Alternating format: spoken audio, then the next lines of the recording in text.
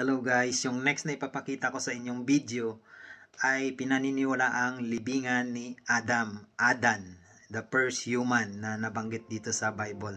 So, tara, nasa baba lang ito ng Golgotha. Makikita nyo rin dito yung pinaka-base ng cross ni Jesus, kung saan yung pinaka-base ng cross niya nung pinako si Jesus doon sa Golgotha. Kasi ang Golgotha ay nasa taas ng parang cave na to, ng chapel na to, and nandun yung base mismo ng cross na nakikita sa altar. So let's go para makita nyo. Nandito tayo sa ilalim ng bundok ng Golgotha.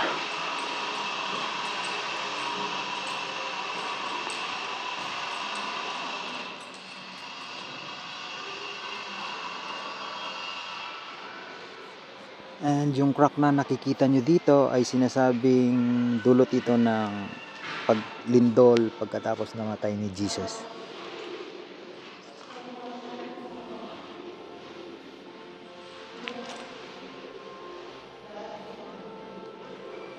So yan yung lupa na makikita nyo dito sa Mount of Calvary.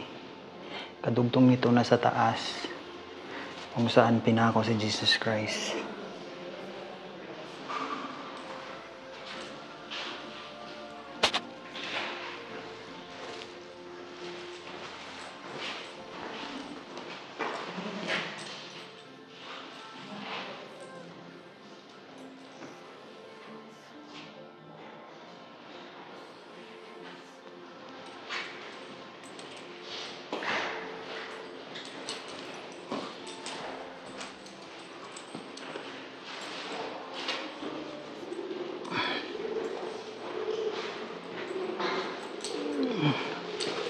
So,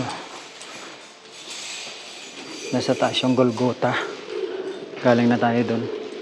Papasilip ko lang sa kanila konti yung yung Tomb of Jesus.